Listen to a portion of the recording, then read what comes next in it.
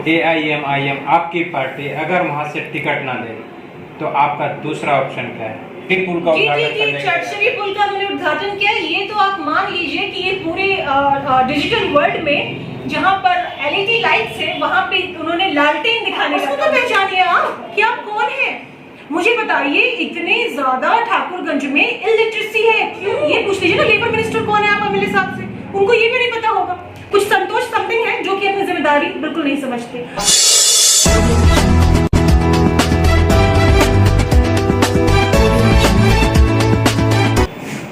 सलाम और आदाब। मैं सीमांचल एक्सप्रेस से फिर से IHR जो आप सबसे जुड़ चुका हूँ।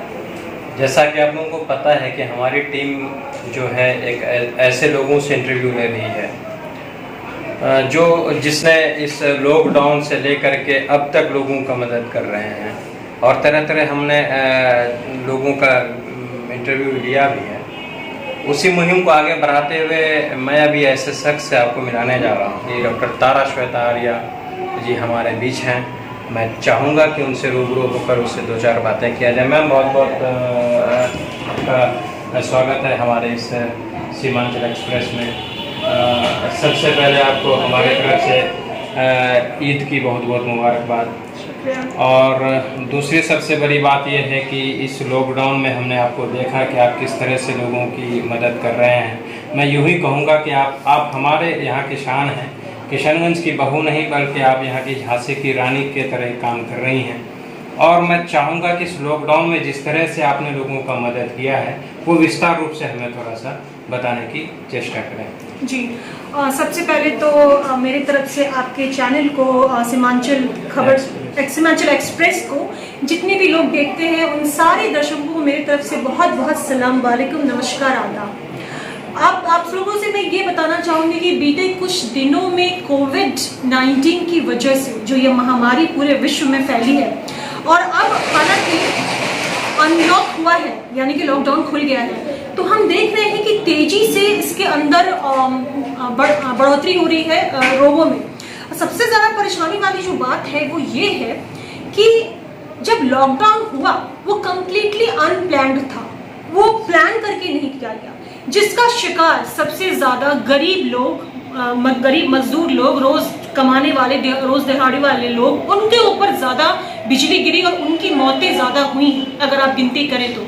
मेरी तरफ से मुझे बस ये लगा जब मैं फेसबुक पे, इनफैक्ट सोशल मीडिया पे जब देखने लगी, क्योंकि नॉर्मल मीडिया में तो ये दिखाते नहीं हैं, तो जब सोशल मीडिया पे मैं देखने लगी तो मुझे एक दिन अब अंदर से आवाज़ आई कि अब मैं नहीं रुकूंगी, मुझे अब कुछ करना पड़ेगा। मैं लोगों को इस तरह से, मेरे फ़ोन पर लोग रोते थे, मैसेजेस आते थे व्हाट्सएप पे, बच्चे रो रहे हैं, करहा रहे हैं और मुझे अजीब लगता था कि मैडम मेरे बच्चे ने 3 दिन से खाना नहीं खाया। हालांकि ना ही मैं किसी पोस्ट पे हूँ, ना ही मैं कोई गवर्नमेंट ऑफिशियल पोस्ट में हैं, MIM के जिला अध्यक्ष जी, मैं MIM के महिला जिला अध्यक्ष जरूर हूँ, लेकिन मैं सत्ता पक्ष में नहीं हूँ। अगर आप देखें तो मैं विपक्ष, कहीं ना कहीं आप विपक्ष का रोल एक अच्छी तरीके से निभा रहे हैं, विपक्ष की भूमिका तो निभा रहे हैं जी। मजबूत विपक्ष का होना बहुत जरूरी है एक अच्छे लोकतंत्र के लिए। तो मैंने वहीं से मेरे अंदर ये जागा कि नहीं, मुझे मदद करनी चाहिए। एक रोटी ही सही, एक वक्त का खाना ही सही अगर मेरे द्वारा लोगों तक पहुंच जाए तो इससे ज़्यादा खुशी की बात नहीं हो सकती। उसके बाद मैं लग गई, जैसे जैसे लोगों का फ़ोन आता गया मैं पैकेट्स बनवा करके भिजवाती गई। मेरे लोग थे जो पूरे प्रिकॉशंस के साथ सोशल डिस्टेंसिंग को मेंटेन करते हुए लोगों तक, वो किशनगंज हो, वो बहादुरगंज हो, वो जनता हाट हो, वो ठाकुरगंज हो, हर जगह मैंने लोगों की मदद की है। चलिए, हमने ही नहीं बल्कि सब लोगों ने देखा है इस चीज़ को कि बहुत ही अच्छे से आप मतलब एक विपक्ष का रोल के साथ साथ एक अच्छे मानवता का मिसाल दे रही थी।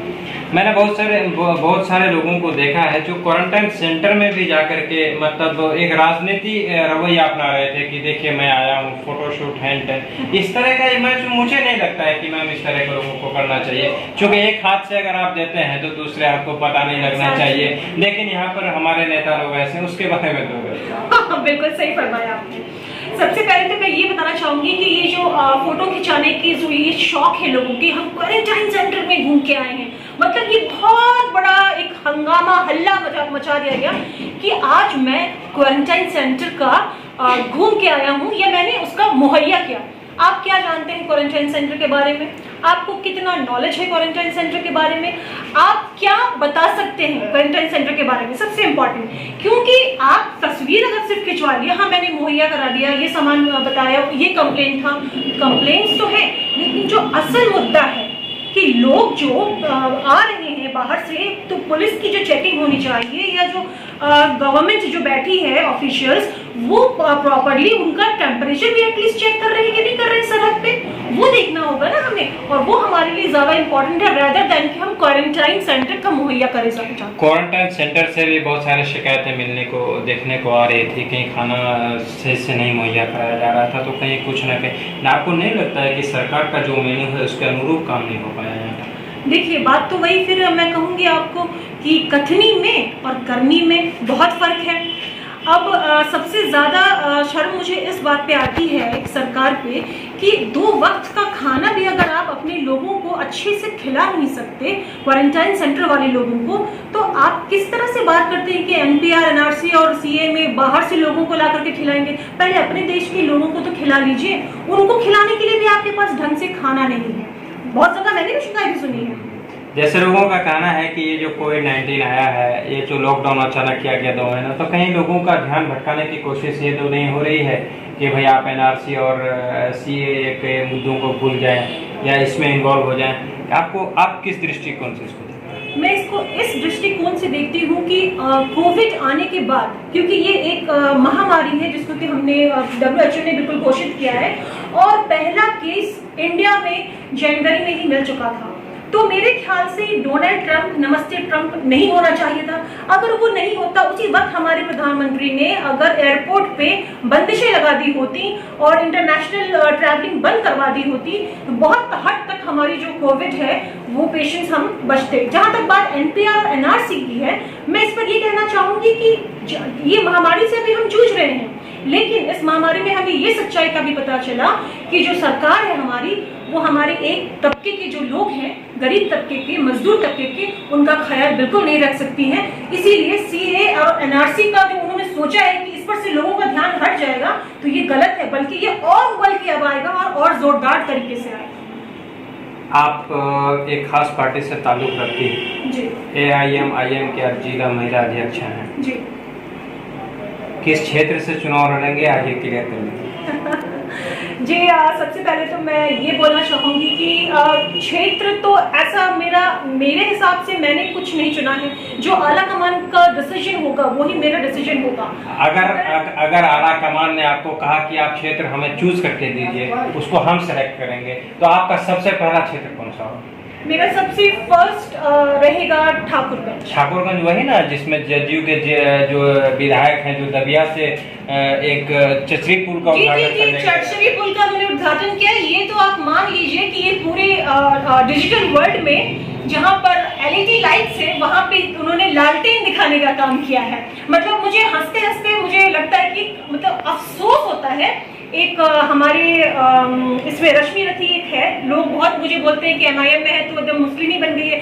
आज अनभक्तों को भी मैं कुछ सुना देती हूँ, थोड़ा श्लोक सुन लीजिए। थोड़ा अनभक्त भी श्लोक सुन ले कि जिस समय महाभारत होने जा रहा था, उस वक्त जो कौरव थे उनके पास श्री कृष्ण जी पांडवों का प्रस्ताव लेके गए थे कि न्याय अगर आधा हो, यदि उसमें भी बाधा हो, न्याय दो तो आधा दो, यदि आधा में भी बाधा हो तो दे दो केवल 5 ग्राम, रखो अपनी धरती तमाम। दुर्योधन ये भी कर न सका, आशीष समाज का ले न सका। इसका मतलब मैं अब आपको बताती हूँ। पता नहीं ये रश्मि रथी जी का दिनकर साहब ने, दिनकर महाराज ने लिखा था इस श्लोक को, तो अन्य भक्त ने अगर पढ़ा होगा तो शायद नहीं पढ़ा होगा, उनको इतना इसके थोड़ा सा ज्ञान होना चाहिए। तो मैं इसका ये इससे रिलेटेड बोल रही हूँ कि हमारी जो भी वो है वहाँ पे जिन्होंने दबिया से इसका उद्घाटन किया, यही कहना है मुझे कि जैसे दुर्योधन 5 ग्राम दे नहीं पाया है ना, 5 गांव नहीं दे पाया और महाभारत का युद्ध हो गया, वैसे ही वहाँ के जो MLA साहब हैं वो एक पुल नहीं बनवा सके। वो 2 बार या पता नहीं कितने बार के MLA रह चुके हैं, तो आखिर वो करते क्या हैं? वो अपनी पीठ पे क्या बांध लेते हैं, वो यहाँ वहाँ फूकते चलते हैं। अरे भाई, आप क्या सैनिटाइजर बॉय हो जो आप ये कर रहे हो? यू आर MLA, अपने पावर्स को तो पहचानिए आप कि आप कौन है। मुझे बताइए, इतने ज्यादा ठाकुरगंज में इलिटरेसी है, क्यों? किसकी वजह क्या है? फीमेल्स की रेट अभी भी 90,000 समथिंग है इलिटरेट होने की।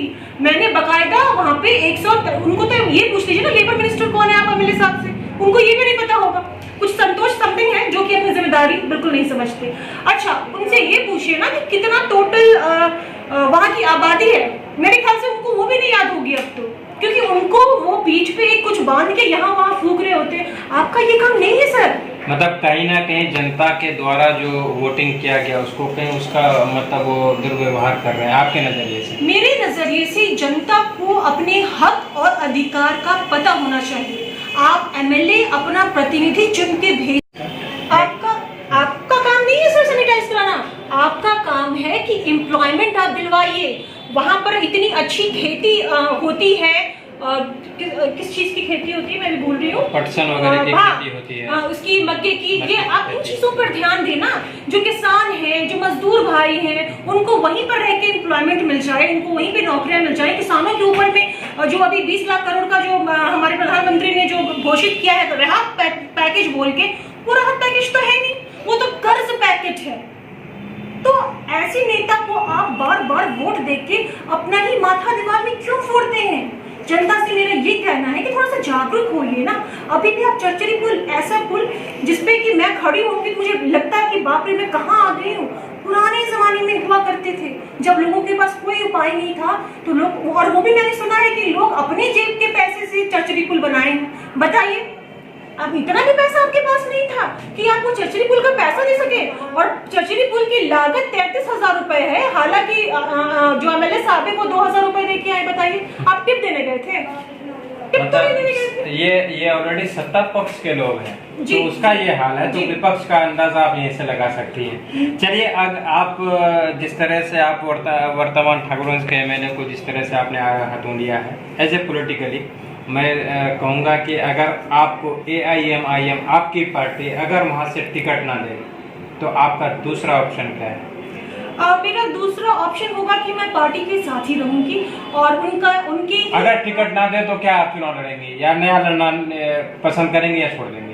अगर मेरी जनता मुझे चाहेगी मैदान में उतारना तो मैं जरूर उतरूंगी। तो इसका मतलब ये है कि आप पार्टी को ताक पे रखते हुए आप इंडिपेंडेंट भी चुनाव लड़ सकती है?